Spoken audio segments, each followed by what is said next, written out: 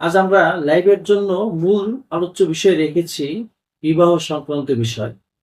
যেহেতু আপনারা জানেন এখন শাওয়াল মাস চলছে, আজই ছিল শাওয়ালের তৃতীয় জুমা আজকে শেষ হয়ে গেল।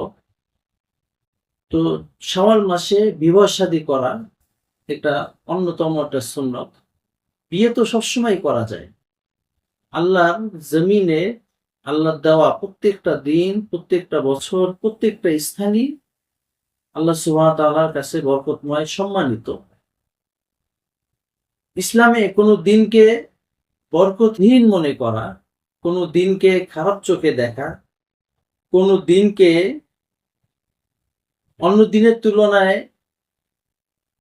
খারাপ চোখে দেখা, অথবা আমাদের গ্রাম বাংলা যেটাকে বলে যে এই দিনে বিয়ে নাই, এই দিনে বিয়ে করলে বিয়ে টিকবে না, এই দিনে বিয়ে করলে বিয়েতে বরকত হবে না, এই সমস্ত বিশ্বাস করা ইসলামী দৃষ্টিতে শিরকেই কাজ। এবং এই সমস্ত বিশ্বাসের সুযোগ ইসলামে আল্লাহ রসুল সাল্লাল্লাহু আলাইহি সাল্লাম দিয়ে যাননি। তিনি তো স্পষ্ট ঘোষণা করেছেন, লা সফরা, সফর মাসকে খারাপ চোখে দেখার কোনো সুযোগ নাই, বরং সব দিনগুলোই বরকতপূর্ণ। তবে বরকতপূর্ণের ভিতরে কিছু দিন আছে অতি বেশি বরকতপূর্ণ। তার মধ্যে জুমার দিন, তার মধ্যে বিয়ের জন্য শাওয়াল মাস এবং বিবাহের জন্য মসজিদ। তো আমরা বিবাহটাকে যদি গ্রেড দিতে পারি বা গ্রেড দিতে দেখাতে চাই, তাহলে আমরা বলবো সব থেকে গ্রেড পূর্ণ বিবাহ ওইটা যেটা ছিল শাওয়াল মাসে, জুমার দিনে এবং পাশাপাশি মসজিদে। এই তিনটা জিনিস যে বিবাহতে যুক্ত হয়েছে সেটা হলো বরকতের দিক দিয়ে সব থেকে উচ্চ লেভেলে পৌঁছে গিয়েছে। কারণ এখানে তিনটা সুন্নাত এখানে পালন করা হয়েছে। এক নম্বর শাওয়াল মাসে, দ্বিতীয়ত জুমা, তৃতীয়ত মসজিদ। এরপরে যদি দুইটা পাওয়া যায় তাহলে এটা দ্বিতীয় স্তরের হবে। এরপরে যদি একটা পাওয়া যায় তাহলে এটা থার্ড গ্রেডের হবে। এরপরে যদি কোনোটাই না পাওয়া যায় তাহলে গ্রেড ছাড়া বৈধ বরকতময় বিবাহ। কোনো বিবাহটাকে আমরা বরকত শূন্য বলতে পারি না।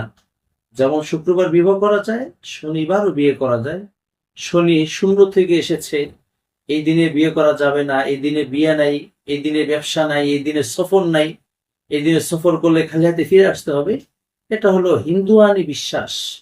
ইসলামে এইগুলোর সাথে কোনো সম্পর্ক নাই, বরং এই বিশ্বাসগুলো করা শিরকে খফি, ছোট শিরক। কেমন যেন দিনটাকে আপনি প্রভু মনে করলেন, দিনটাকে কর্তা মনে করলেন, দিনটাকে বরকত দাতা মনে করলেন। আমরা এই সমস্ত ছোট শিরক থেকে অবশ্যই বেঁচে থাকবো, যেভাবে বড় বড় শিরক থেকে বেঁচে থাকে। তো সম্মানিত হাজিরিন, আমরা চলে যাচ্ছি বেশি আলোচনা না বাড়িয়ে আমাদের বিবাহ সংক্রান্ত মূল আলোচনায় ইনশাআল্লাহ।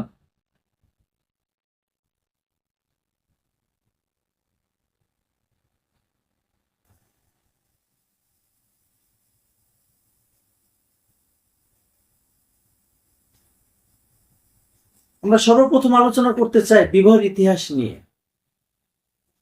বিবাহটাকে আরবিতে নিকাহ বলে। নিকাহুন এর অর্থ হলো যুক্ত হওয়া, মিলিত হওয়া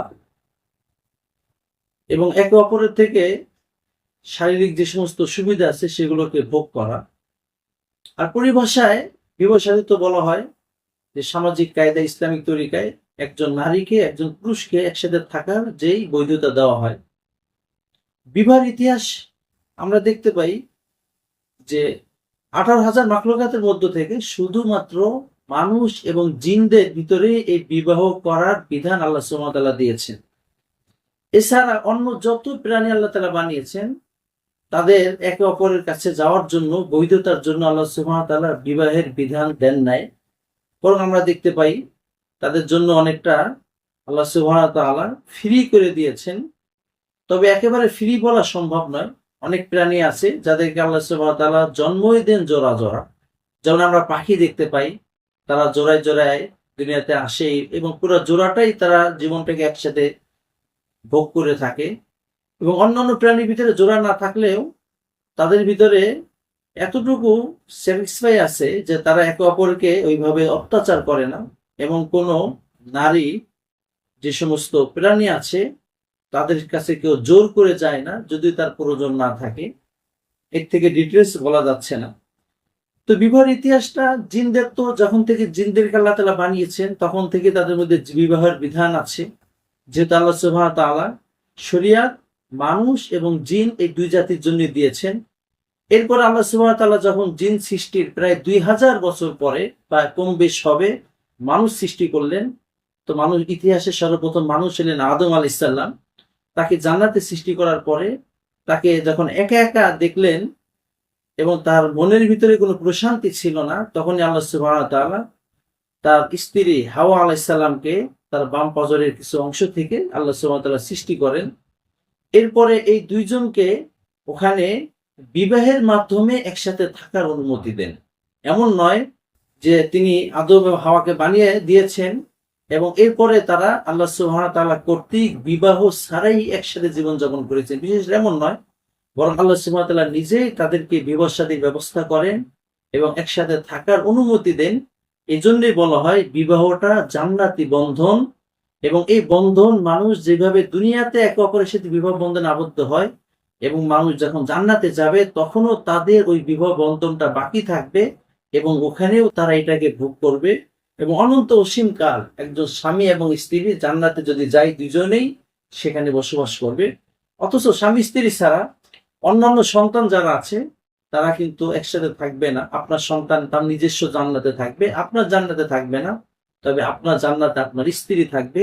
এই জন্যই বলা হচ্ছে বিবাহ বন্ধনটা জান্নাতি বন্ধন এবং জান্নাতে যেও এই বন্ধনটা টিকে থাকবে এবং বিবাহ বন্ধনের মাধ্যমেই একজন পুরুষ এবং একজন মহিলা এক ছাদের নিচে থাকাটা আল্লাহ সুবহানাহু ওয়া তাআলা বৈধতা দেয় এবং এই বৈধতা জান্নাতেও দিবেন এবং তারা এক ছাদের নিচে থাকবে। যেহেতু এটা জান্নাতি সম্পর্ক এবং আল্লাহ সুবহানাহু ওয়া তাআলা দেওয়া একটা সম্মানিত সম্পর্ক, তাই এই বৈবাহ বন্ধন আবদ্ধ হওয়া ছাড়া একজন পুরুষ এবং একজন মহিলার একজন আরেকজনের কাছে সময় নেওয়ার মতন সুযোগ আল্লাহ তাআলা দেয়নি।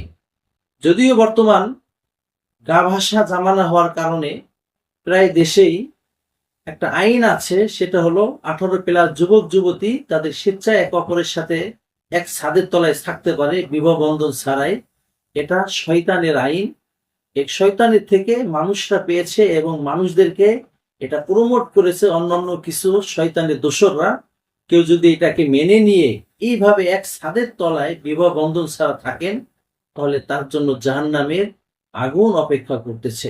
সম্মানিত হাজিরিন, এবার আসুন বিবাহের ইতিহাস আমরা বুঝতে পারলাম যে আল্লাহ সুবহানাহু ওয়া তাআলা মানুষকে সর্বপ্রথম বিবাহ দিয়েছিলেন জান্নাতে এবং আদম আলাইহিস সালাম হাওয়া আলাইহিস সালাম দুনিয়াতে আসার পরে যখন আল্লাহ সুবহানাহু ওয়া তাআলা তাদেরকে জোড়ায় জোড়ায় সন্তান দিতেন, একজন কন্যা সন্তান এবং একজন পুত্র সন্তান, এইভাবে প্রায় 22 জোড়া সন্তান আমাদের আদি মাতা হাওয়া আলাইহিস সালাম দুনিয়াতে জন্ম দিয়েছিলেন।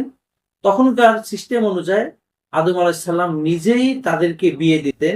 প্রথম জোড়া ছেলে, দ্বিতীয় জোড়ার মেয়ে, দ্বিতীয় জোড়া ছেলে, প্রথম জোড়ার মেয়ে, এই সিস্টেমে তিনি নিজে বিবাহ বন্ধনে আবদ্ধ করে দিতেন। এরপরে তার একসাথে জীবন সংসার চালাতে পারত।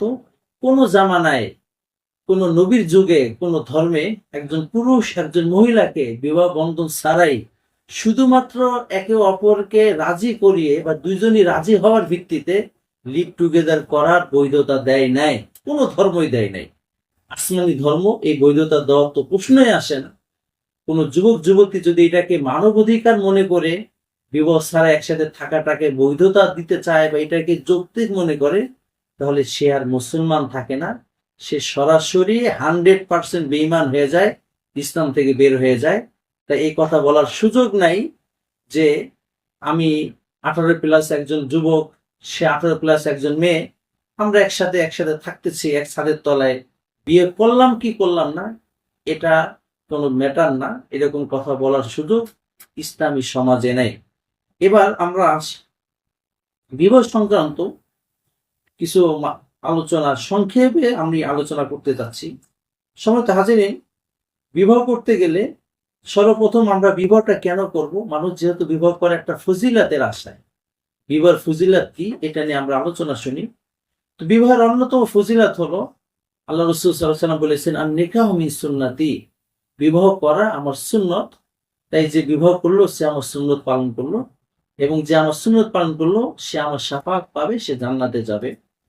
বিবাহের ফজিলতের মধ্যে অন্যতম একটা ফজিলত যেটা আল্লাহ রাসূল সাল্লাল্লাহু আলাইহি ওয়াসাল্লাম বলেছেন, সেটা হলো যে ব্যক্তি বিবাহ করে ওই ব্যক্তির অর্ধেক ঈমান দ্বীনদারি পূর্ণাঙ্গ হয়ে যায়, বাকি অর্ধেকটার জন্য তাকওয়া গ্রহণ করলে যথেষ্ট। বিবাহের অন্যতম একটা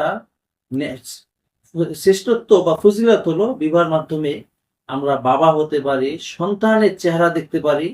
এই যে সন্তানগুলো আমাদের জন্য সাদকায়ে জারিয়া, আমরা মারা যাওয়ার পরেও তারা আমাদের জন্য নেকি কামানোর একটা মাধ্যম হয়ে থাকবে। বিবাহের অন্যতম একটা ফজিলত হলো যে মানুষ বিবাহ শাদী করার মাধ্যমে সমাজের ভিতরে অবাধ যৌনতা ইত্যাদি থেকে সমাজটা মুক্ত হয়ে যায়। এরকম অসংখ্য উপকার বিবাহের মধ্যে আছে। এবং বর্তমান সায়েন্সের যুগে সায়েন্স তো বলে একজন বিবাহিত পুরুষ যে পরিমাণ সে মানসিকভাবে স্ট্রং থাকে, সেটা একজন অবিবাহিত মানুষ থাকতে পারে না। এবং তাদের দৃষ্টিতে একজন বিবাহিত মানুষ যখন সে সংসার নিয়ে, একজন পরিবার নিয়ে সংসার করে, তখন তার মেধার ভিতরে যে পরিমাণ একটা শান্তি থাকে। এবং আল্লাহ সুবহানাহু ওয়া তাআলা স্ত্রীদেরকে কি বলেছেন, লিতাসকুনু ইলাইহা, আমি তোমাদের জন্য স্ত্রী বানিয়ে দিয়েছি তাদের কাছে যে তুমি মানসিক প্রশান্তি পাবে। আর এটাই বাস্তবতা। তারা নাকি সাংসারিক হয়, তাদের মানসিক প্রশান্তি অনেক অনেক বেশি থাকে, যা নাকি অন্যদের মধ্যে থাকে না। এবং বিবাহ দ্বারা মানুষ যেভাবে শারীরিকভাবে মানসিকভাবে সে স্ট্রং হয়, তেমনি ভাবে আর্থিকভাবে স্ট্রং হয়। কারণ আমরা দেখতে পাই যারা বিবাহ শাদী করে না, তারা তাদের সম্পদগুলোকে এতভাবে নষ্ট করে, এমন জায়গা উড়ায় যে উড়ানোর কারণে তার সম্পদগুলো স্থায়িত্ব হয় না, ধ্বংস হয়ে যায়। কিন্তু বিবাহ শাদী করলে ওই মানুষটা তখন তার সম্পদকে রক্ষা করে, সে সম্পদকে হেফাজত করে এবং যেন তেন জায়গায় সম্পদ নষ্ট করে না, সে আর্থিকভাবেও স্বাবলম্বী হয়ে যায়। এবং বিবাহের মাধ্যমে একটা সমাজে মানব যে সম্পদ আছে সেটা বৃদ্ধি পায়। কারণ স্বাভাবিকভাবে বিবাহ ছাড়া তো মানুষ সন্তান নিতে চাইবে না বা নিবে না। নেওয়ার পর ওই সন্তানকে কে দেখাশোনা করবে? একটা জনগোষ্ঠী একসময় ফুরিয়ে যাবে। এরকম অসংখ্য উপকার আমরা বর্তমান সায়েন্সের যুগে, সায়েন্সের আলোকেও দেখতে পাই। এবার আসুন বিবাহ সম্পর্কে শরীয়তের দৃষ্টিতে বিবাহের বিধানটা কি। আমরা একটা জিনিস জানি, সেটা হলো বিবাহ করার সুন্নত। ইসলামে বিবাহ করা শুধুমাত্র সুন্নত এমনটা নয়, বরং ফিকহ কিতাবে দেখলে দেখা যায় বিবাহটা যেভাবে সুন্নত থাকে, বিবাহটা ঠিক তেমনি ভাবে কখনো কখনো ওয়াজিব হয়ে যায়, কখনো ফরজ হয়ে যায়, কখনো এই বিবাহটা আবার হারাম হয়ে যায়। তো সেজন্য শুধুমাত্র সুন্নত এতটুকু এর বিধান না। কখনো বিবাহটা ফরজ হয়ে যায়, কখনো বিবাহ করাটা হারাম হয়ে যায়, কখনো মাকরু হয়ে যায়। তো বিবাহ করাটা সুন্নত কখন? যখন একটা মানুষ বিয়ে করার জন্য তার যা কিছু দরকার, শারীরিক ফিটনেসও ঠিক আছে, অর্থনৈতিক ফিটনেসও ঠিক আছে, পাশাপাশি তার নিজের উপরে এতটুকু কন্ট্রোল আছে যে সে বিয়ে শাদী করা ছাড়াও নিজেকে গুনাহে ভাসিয়ে দিবে না। এমন মানুষ যদি হয়, তার জন্য বিবাহ করা তখন সুন্নত থাকে। ফরজ কখন হয়? যখন সে শারীরিক আর্থিকভাবেও সে বিবাহ করার যোগ্য, পাশাপাশি বিয়ে না করলে সে চোখের গুনায়, হাতের গুনায় বা নারী সংক্রান্ত গুনায় জড়িয়ে যাবে, তখন তার জন্য বিবাহ করাটা ফরজ হয়ে যায়। বিবাহ করাটা হারাম কখন হয়? বিবাহ করাটা ওই সময় হারাম হয় যখন একটা মানুষের শারীরিকভাবে সে ফিট না, অথবা আর্থিকভাবে সে ফিট না, অথবা বিয়ে যদি করে, বিয়ে করার পরে সে নিজে নেশাখোর বা অন্য কিছু হওয়ার কারণে নারীর উপরে নির্যাতন করাটা একেবারেই ফরজ, মানে নারীর উপরে সে নির্যাতন করবেই, এরকম সুনিশ্চিত যদি হয়, এমন ব্যক্তির জন্য বিবাহ করা হারাম। আগে তাকে আর্থিকভাবে অথবা শারীরিকভাবে অথবা মানসিকভাবে নিজের উপরে এই পরিমাণ ফিটনেস ঠিক করতে হবে যে সে বিয়ে করে তাকে অত্যাচার করবে না, সে নেশার থেকে বের হয়ে আসতে হবে, নিজেকে শারীরিকভাবে স্ট্রং করতে হবে অথবা আর্থিকভাবে স্ট্রং করতে হবে, তারপরে সে বিয়ে শাদী করতে যাবে। এখন প্রশ্ন হলো, যে পুরুষের অর্থ নাই, সে যদি বিয়ে করে ফেলে, শারীরিকভাবে ফিটনেস আছে, তার জন্য হারাম হবে কিনা? না, এটা হারাম হবে না, বিয়েটা হালাল হয়ে যাবে। তবে ইসলাম বলবে তুমি যদি বিয়েটা করে ফেলেছো, জায়েজ কাজ করেছো, এখন তুমি যত দ্রুত সম্ভব নিজেকে স্ট্রং করে নাও।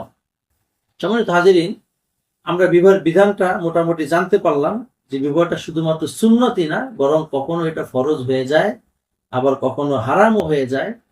হারাম কাদের জন্য? এক কথায় যাদের শারীরিক বা আর্থিক অথবা নিজের উপরে এতটুকু ফিটনেস নাই যে সে স্ত্রীকে অত্যাচার করবে না। যদি অত্যাচার করা তার জন্য আবশ্যক হয়ে থাকে, সে নেশাখোরিত্বে ধরার কারণে তার জন্য বিবাহ করাটা ইসলামী দৃষ্টিতে হারাম হয়ে যায়। এবার আসি পাত্র নির্বাচনের ক্ষেত্রে ইসলাম কি কি ফলো করতে বলেছেন, বা পাত্রী নির্বাচনের ক্ষেত্রে ইসলাম কি কি ফলো করতে বলেছেন। এক হাদিসের মধ্যে আল্লাহ রাসূল সাল্লাল্লাহু আলাইহি ওয়াসাল্লাম বলেন, তুলকাল মারআতু বিআরবা। স্বাভাবিকভাবে মেয়েদেরকে বিয়ে করা হয় চারটি জিনিস দেখে। নাম্বার 1, লি জামালিহা, সৌন্দর্য দেখে, লি নাসাবিহা, বংশ দেখে, লি মালিহা, এবং তার সম্পদ দেখে, ও লি দীনিহা, এবং কখনো মেয়েদেরকে বিয়ে করা হয় তার ধার্মিকতা দেখে। আল্লাহ রাসূল সাল্লাল্লাহু আলাইহি ওয়াসাল্লাম বললেন, তোমরা যদি ধার্মিকতাকে বাদ দিয়ে শুধুমাত্র জামাল বা বংশ বা অর্থ দেখে বিয়ে করো, তারিবাত ইয়াদাক, তুমি ক্ষতিগ্রস্ত হবে। সেজন্য বিয়ের ক্ষেত্রে একটা নারী বা একটা পুরুষের মধ্যে সর্বপ্রথম যেটা দেখতে হবে তার দিনদারি, ইসলাম কতটা সে মানে। অর্থাৎ বিয়ে করার ক্ষেত্রে একজন পুরুষ সে যদি মুসলমান হয় বা সে যদি মুসলিমা হয়, মুসলমান ছাড়া তো বিয়ে করার অবকাশই নেই। একজন পুরুষ তো কখনো মুসলমান ছাড়া এবং আহলে কিতাব, এবং বর্তমান যারা আহলে কিতাব আছে যেমন ইহুদি খ্রিস্টান আছে, ম্যাক্সিমামই আহলে কিতাব না, ম্যাক্সিমামই হলো নাস্তিক, যারা তাদের ধর্মেও মানে না। এবং কেউ যদি বাস্তবে আহলে কিতাব হয় তাহলে তার সাথে বিবাহটা তো বৈধ আছে, তো উত্তম না। তো বিবাহের ক্ষেত্রে একজন মুসলমান তো মুসলমানকে বিয়ে করবে, একজন হিন্দুকে বিয়ে করার, মুশরিককে বিয়ে করার কোনো অবকাশ নেই। এবং কোন ছেলে যদি মনে করে হিন্দু মেয়েকে বিয়ে করা যায় হিন্দু থাকা অবস্থায়, এবং কোন মুসলিম মেয়ে যদি মেয়ের মনে করে যে একটা হিন্দু ছেলেকে বিয়ে করা যায়, সে হিন্দু হোক, সমস্যা কি, আমি আমার ধর্ম পালন করব, সে তার ধর্ম পালন করবে, এই কথা যদি কোনো মুসলমান ছেলে বা মেয়ে মনে করে এবং বিশ্বাস করে, তাহলে সে আর মুসলমান থাকে না, ইসলাম থেকে বের হয়ে যায়। তার জন্য অবধারিত স্থায়ী জাহান্নাম। যেহেতু আল্লাহ সুবহানাহু ওয়া তাআলা কালামে পাকের মধ্যে কোন মুশরিক মেয়েকে বিবাহ করাকে স্পষ্ট নিষিদ্ধ করে দিয়েছেন। কোন মুশরিক তথা মূর্তি পূজারী অথবা মুসলমানদের ভিতরেও যারা মাজার পূজা করে, মাজারে যে সিজদা দেয়, মাজারের কাছে যে চায়, এরাও কিন্তু ইসলামী দৃষ্টিতে মুশরিকের কাতারে। তো বিবাহর ক্ষেত্রে সর্বপ্রথম আমাদের যেটা দেখতে হবে সেটা হলো তার ঈমানটা আছে কিনা, সে মুসলমান কিনা। দ্বিতীয়ত, মুসলমান হলেও সে কেমন মুসলমান, সে ইসলামকে কতটা ফলো করে, কতটা মান্য করে, এটা দেখতে হবে। এই দুইটা দেখার পাশাপাশি আপনি এই দুইটার সাথে তার সৌন্দর্যটাও যদি একটু দেখতে চান, ইসলাম নিষেধ করে না। তার বংশটাকেও যদি দেখতে চান, ইসলাম নিষেধ করে না। তার সম্পদটাকেও যদি দেখতে চান, ইসলাম নিষেধ করে না। তবে দিনদারি বা ইসলামকে বাদ দিয়ে অন্যগুলোকে শুধু দেখবেন, এটাকে দেখবেনই না, এটার সুযোগ ইসলাম দেয়নি। বরং আল্লাহ রসুল বলেছেন, এমনটা যদি করো তাহলে তোমার জন্য সামনে অপেক্ষা করতেছে কান্নাকাটি এবং ধ্বংস। এবং যা নাকি বর্তমান ঘরে ঘরে দেখা যাচ্ছে। বর্তমান ঘরে ঘরে মেয়েকে ছেলেকে বিয়ে দিচ্ছে এমন মেয়ের সাথে, যে মেয়ে হয়তো দেখতে সুন্দর, বড় বংশে, কিন্তু সে নামাজি না, দিনদার না, আল্লাহ রসুলকে চিনে না। কিছুদিন পরে দেখা যাচ্ছে ওই মেয়ের অসংখ্য স্ক্যান্ডাল ভাইরাল হচ্ছে, অসংখ্য ছেলের সাথে তার সম্পর্ক ছিল, এখনো আছে, পরকীয়া করে বেড়াচ্ছে, হাজারো সমস্যা দেখা দিচ্ছে। ঠিক তেমনই ভাবে যখন বিয়ে দেওয়ার সময় ছেলের দিনদারি দেখা হচ্ছে না, শুধু সম্পদ দেখে বিয়ে দিয়ে দেওয়া হচ্ছে, কিছুদিন পরে দেখা যাচ্ছে সে নেশাখোর, সে অন্য অন্য নারীতে আসক্ত, এবং পারিবারিক ভাবে অসংখ্য সমস্যা হচ্ছে। কত মেয়ে যে এই কারণে গলায় দড়ি দিয়ে মারা যাচ্ছে, কত মেয়ে যে আগুনে ঝাঁপ দিচ্ছে, কত মেয়ে যে এই কারণে নির্যাতন শিকার হচ্ছে, সেটা বলার অবকাশ রাখে না।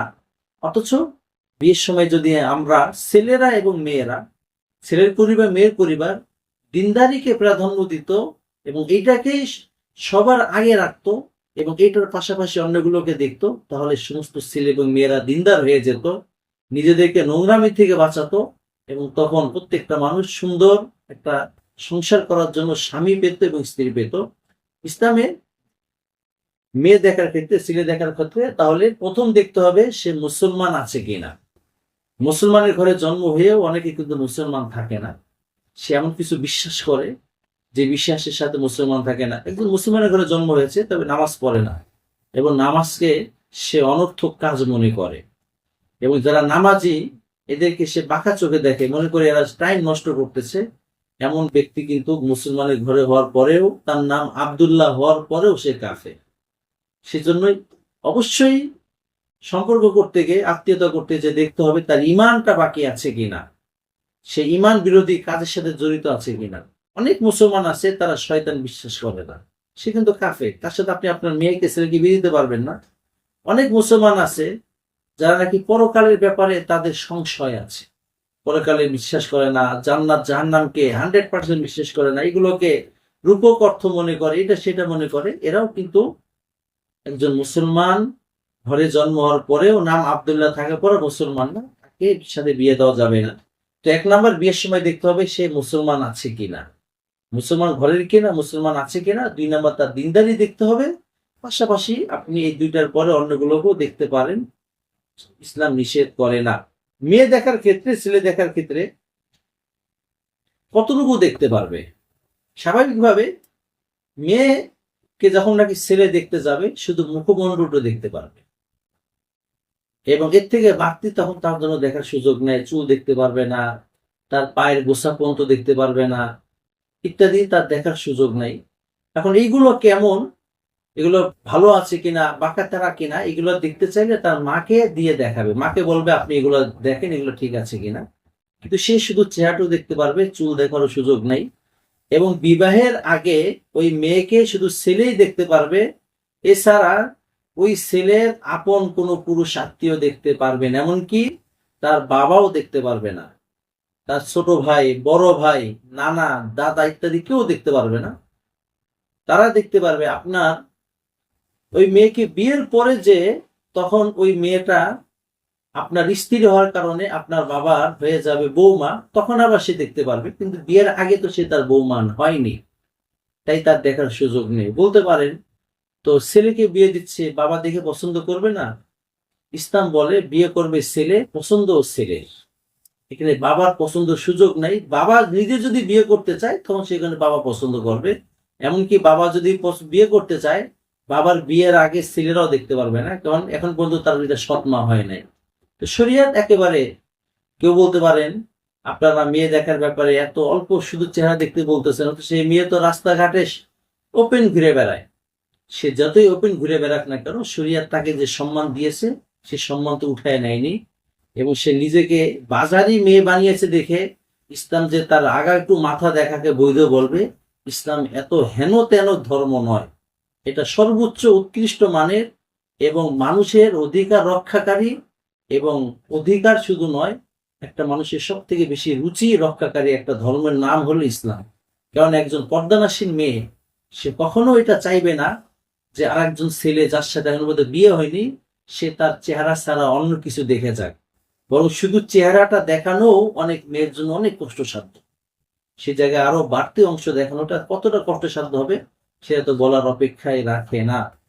সেজন্য আপনারা মেয়ে দেখার সময় এই জিনিসটা ফলো করবেন, এবং পর্দানাশীল মেয়েদেরকে সবাইকে নিয়ে যে দেখাবেন। বন্ধু বান্ধবকে বলতে লজ্জা লাগে, আমরা তো বর্তমানে এতটা নিচু মানের হয়ে গিয়েছি, নিজে বিয়ে করব যাকে, সে কেমন এটা দেখার জন্য সমস্ত বন্ধুদেরকেও সাথে নিয়ে যায়, এবং সবাই মিলে দেখে। যাওয়ার সময় কে কি দেখবে লিস্টি পর্যন্ত করে নিয়ে যায়। এগুলো সর্বোচ্চ বেহায়াই, ইসলামের কোনো অবকাশ নাই।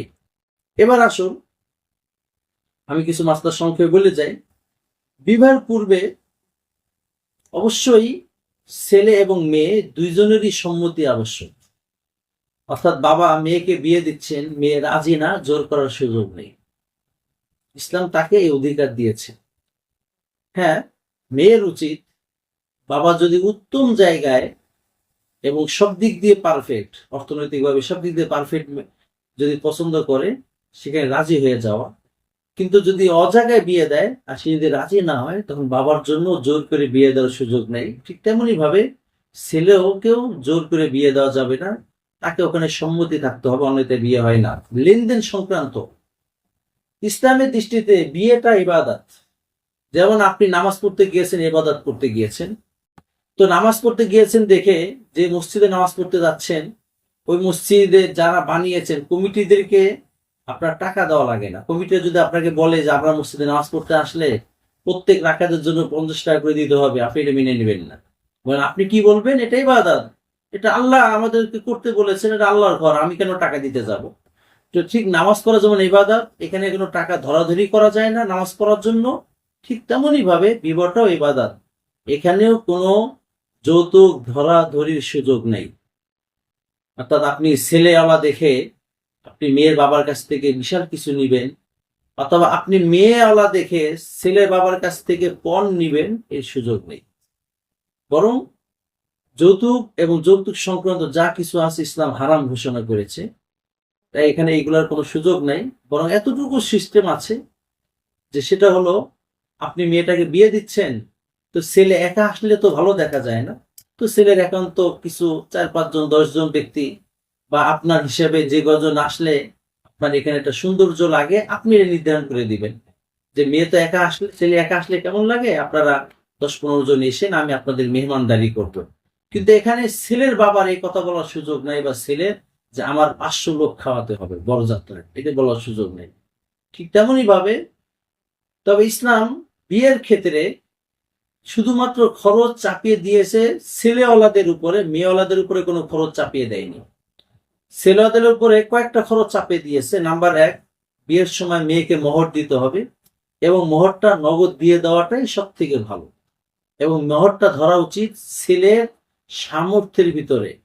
এবং মোহরটা এই জন্য না যে যেন মেয়েকে তালাক না দিতে পারে, বাদ না দিতে পারে, এর জন্য বিশাল করে ধরে দেওয়া।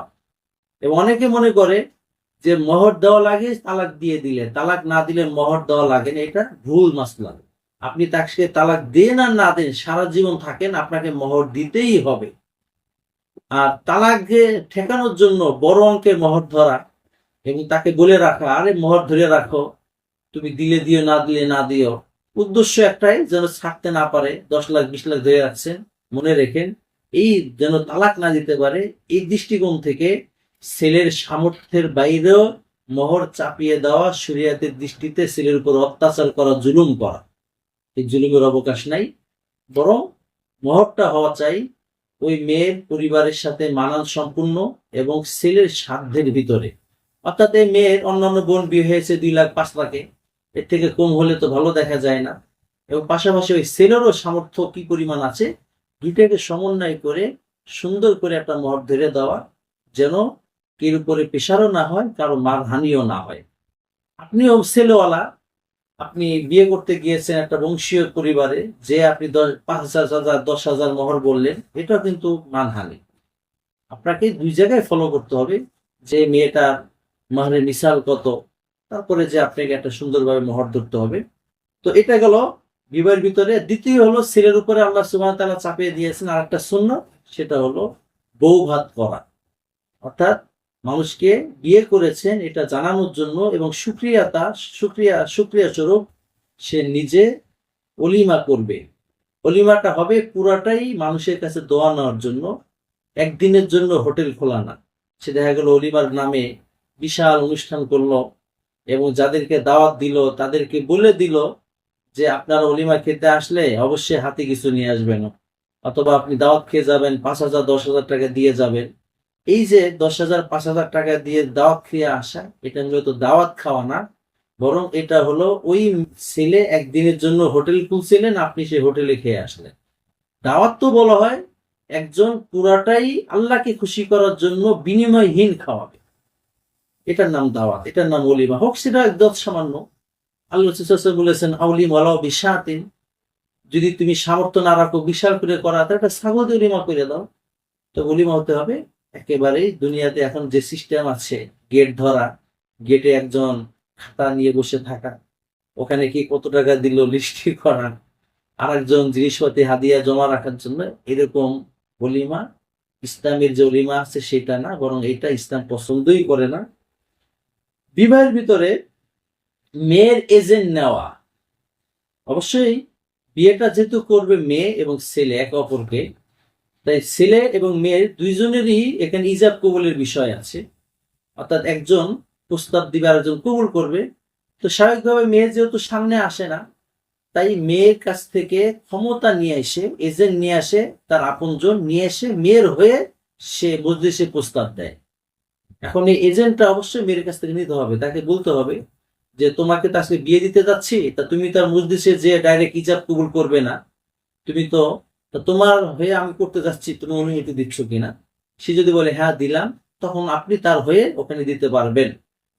তো এই এজেন্টটা স্বাভাবিকভাবে কে নিতে আসবে বা কাকে কে দিবে, আমরা সমাজে দেখতে পাই এই এজেন্টটা নেওয়ার জন্য দায়িত্ব দেওয়া হয় দুলাভাইকে।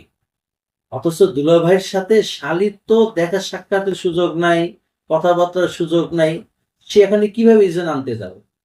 বরং উচিত হলো এজেন্ট আনবে তার আপন ভাই অথবা তার বাবা, যাদের সাথে তার পর্দা নাই, বা চাচা যে এজেন্ট নিয়ে আসবে। এখানে গায়রে মাহরাম কোনো পুরুষকে এজেন্ট আনতে দেওয়া, আর এখন তো বিয়ের সময় কি পরিমাণ গুনাহের কাজ হয় বলার অপেক্ষা রাখে না। ছেলের পরিবার থেকে দুইজন, মেয়ের পরিবার থেকে দুইজন এজেন্ট আনতে যায় সাক্ষী স্বরূপ, সে অনুমতি দিয়েছে কি দেয় নাই শোনার জন্য।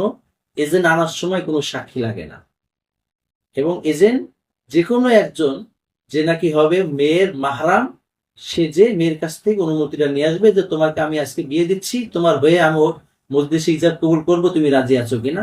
একজন হইলে যথেষ্ট, এটার কোনো সাক্ষী প্রয়োজন নাই। কিন্তু এখন যে সিস্টেম হয়ে গেছে, বিশাল ঘটা করে এজেন্ট আনতে যায়, বিশাল একটা করে, এটার সুযোগ ইসলামে দেয় নাই। এরকম বিয়ে পর্দায় করার কোনো সুযোগ ইসলামে নাই। এজেন্ট আনার পরে বাবাই আনাটাই উচিত। অনেকে আবার মনে করেন মেয়ে বিয়ে দিচ্ছে বাবা এজেন্ট আনবে, এটা আবার লজ্জার বিষয় মনে করে। আরে ভাই, মেয়েকে বিয়ে দিচ্ছে, ইবাদতের ভিতরে তাকে লিপ্ত করাচ্ছে, এখানে লজ্জার কি? লজ্জা তো হওয়া উচিত ছিল মেয়েকে ডিস্কো ড্যান্সারে পাঠানো, মেয়েকে উলঙ্গ করে, অর্ধ উলঙ্গ করে রাস্তায় বের করা, বোরখা ছাড়া রাস্তায় বের করে, হারাম কাজের ব্যাপারে বাবার লজ্জা হওয়া উচিত ছিল। আজকে বিয়ে দিচ্ছে, সেটা তো হালাল কাজ, এখানে আবার বাবা ইজ্জত আনতে গেলে মান-ইজ্জত থাকে না, এটা কেমন দেখা যায়। এটার আবার ইসলাম কিন্তু আপনার থেকে বেশি লজ্জাশীল একটা ধর্ম।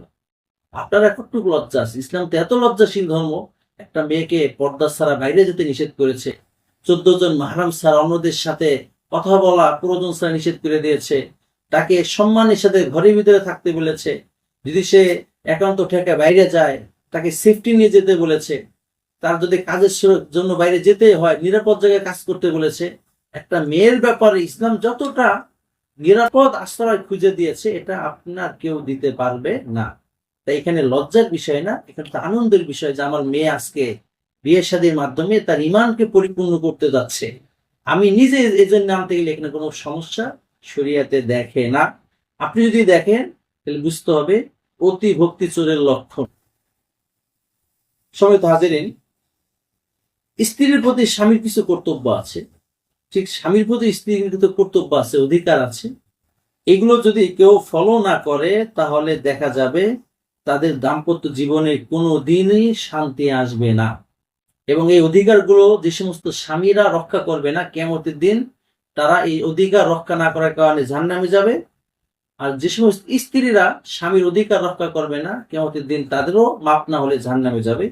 এবার আসুন, একজন স্বামীর উপরে স্ত্রীর 11টা অধিকার আছে।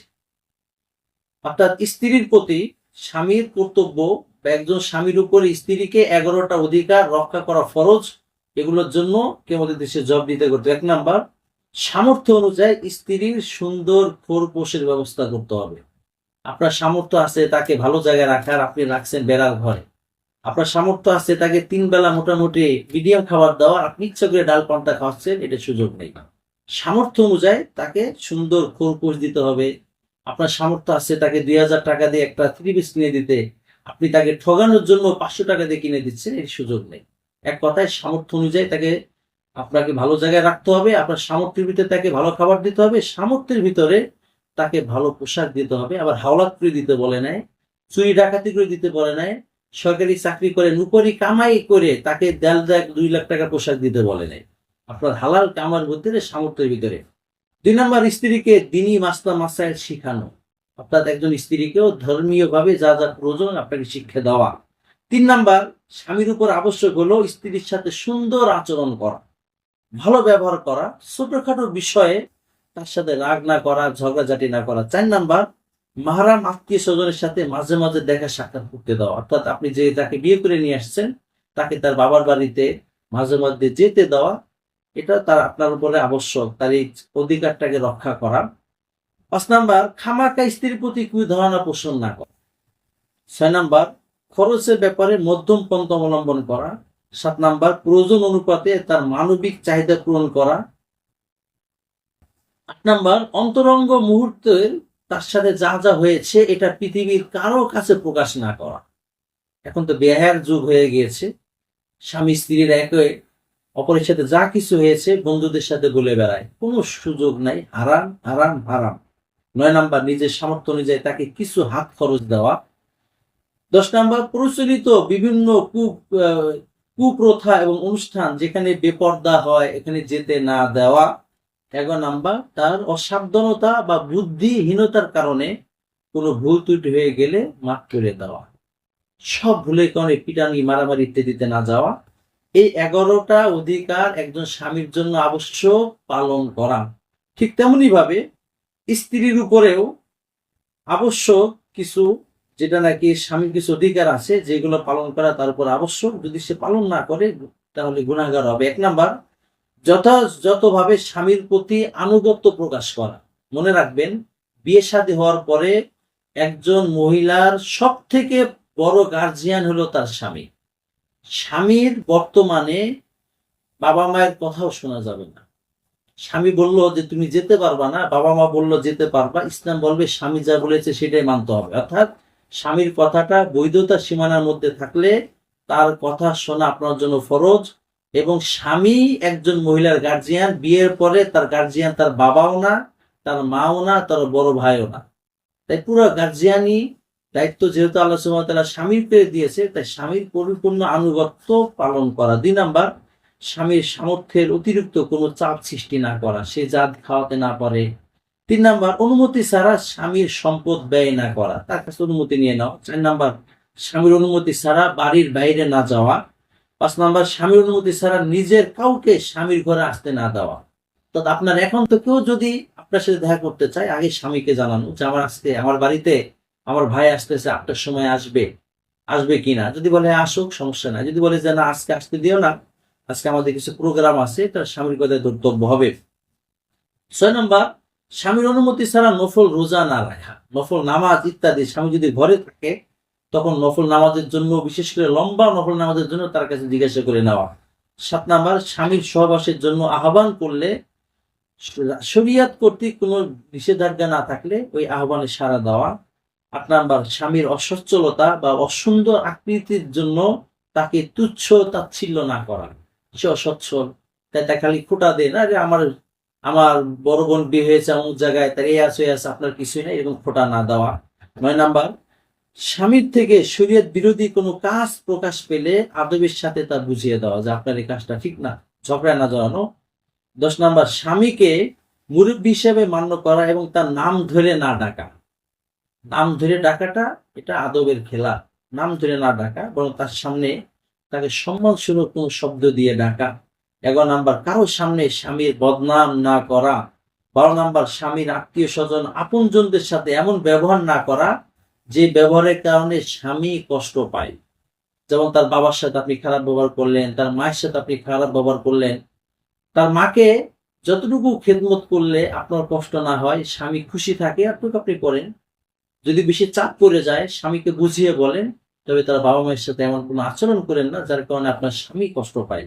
13 নাম্বার, সন্তানকে মায়া মমতার সাথে লালন পালন করা, এদের সাথে অমমতা না দেখানো। অনেক সময় দেখা যায় অনেক মানুষ আছে সন্তানের সাথে খারাপ ব্যবহার করে। আল্লাহ সুবহানাহু ওয়া তাআলা আমাদেরকে বিয়ে সংক্রান্ত এই লাইভ যে মাসলাগুলো বলা হলো আমার উপর তৌফিক দান করুক। ওয়া আখিরু দাওয়ানা আলহামদুলিল্লাহি রাব্বিল আলামিন।